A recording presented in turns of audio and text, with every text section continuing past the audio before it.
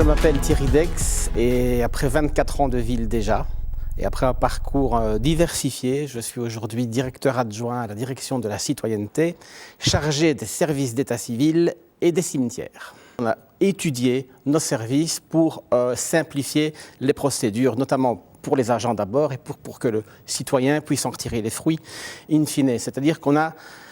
J'ai commencé, en ce qui me concerne, et mieux à mer aussi, par analyser toutes les procédures et venir un peu partir de zéro. Tiens, on doit arriver à ça, à la constitution d'un acte, par exemple en état civil, on fait ça, on fait ça, on fait ça, on fait ça. Et on a constaté qu'il y avait énormément de parasites, de doublons, de choses inutiles, en tout cas pas indispensables, qui pouvaient être gommées pour faciliter la démarche de travail et donc accélérer la démarche pour que le citoyen retire les bénéfices. Par exemple, on trouvait des doublons, des triplons. Moi, j'ai vu des choses invraisemblables. Mieux à mer aussi, on a vu, par exemple, qu'à une époque, quelqu'un avait instauré le fait d'inscrire des données dans un Excel, mais que quelqu'un d'autre continuait à les recopier dans un registre. Donc, on a gommé ce genre de choses pour faciliter, réduire le nombre d'étapes et faciliter chacune pour accélérer les choses et simplifier les choses pour ne garder véritablement que le fondamental. Et en analysant, en fait, ces machins qui peuvent paraître un peu bizarres viennent d'événements du passé ou d'un chef qui a imposé ça ou de tel événement, tel problème a généré ça. Et finalement, tout ça s'est plutôt superposé sans véritablement réfléchir, repenser ces procédures et qui, avec le temps, sont devenues ce qu'elles étaient, c'est-à-dire un gigantesque magma administratif qui n'avait finalement pas beaucoup de sens. Et in fine, c'est le citoyen qui...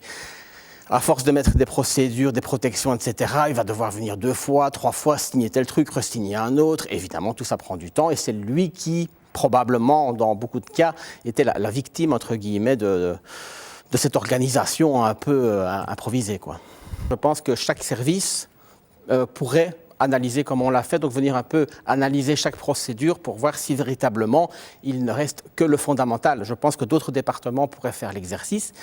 Et une deuxième chose dans laquelle on pourrait aller plus loin, parce que là ça existe peu, c'est d'envisager le même travail, mais de façon inter-service. C'est-à-dire comment le service A travaille, communique avec le service B dont il dépend. Ça, c'était le deuxième aspect. Celui-là n'a jamais été fait. Et en discutant avec mieux à mer, entre nous, citoyenneté, état civil et les finances, on a déjà trouvé 3-4 pistes. On se demandait, mais ce machin-là, est-ce que c'est vraiment nécessaire? Est-ce que ce document-là ne pourrait pas s'en passer? En une demi-heure de réflexion, on avait déjà trouvé 3 ou 4 pistes. Donc, si à l'échelle de la ville, chaque service fait ce travail-là et qu'en plus, on le multiplie, on le décuple on organise cette réflexion au niveau des échanges entre départements, je pense qu'on peut, à l'échelle de la ville, récupérer des tas de procédures en un temps invraisemblable. Et au départ, ça faisait un peu peur, notamment aux plus anciens. Mais après utilisation, après quelques jours, quelques semaines, ils voient aussi l'avantage qu'ils ont à tirer de ces outils-là. Et donc, rapidement, les craintes s'estompent. Et là, maintenant, pratiquement, je n'en ai plus. On a eu une autre révolution en état civil le 1er avril 2019, puisque l'état civil en Belgique s'est centralisé, s'est informatisé. Du jour au lendemain, on est passé du vieux grimoire à la Harry Potter, quasiment. Des machins comme ça, avec les actes qui étaient consignés, reliés par du fil d'or. Donc le 30 mars 2019, c'est encore comme ça. Et le lendemain, tous les actes étaient validés, signés par un QR code. Du jour au lendemain.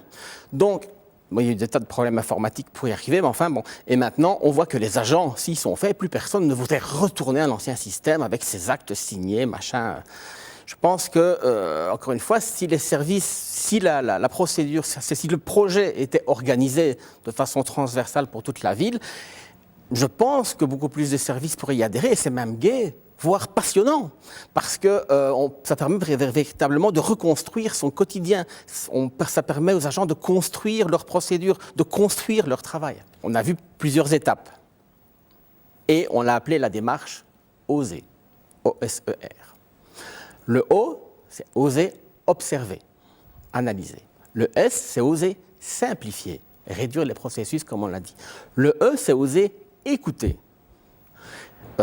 donner la parole, prendre l'avis des agents, comme on vient de le dire. Et le R, le dernier, c'est oser repenser, réorganiser les processus.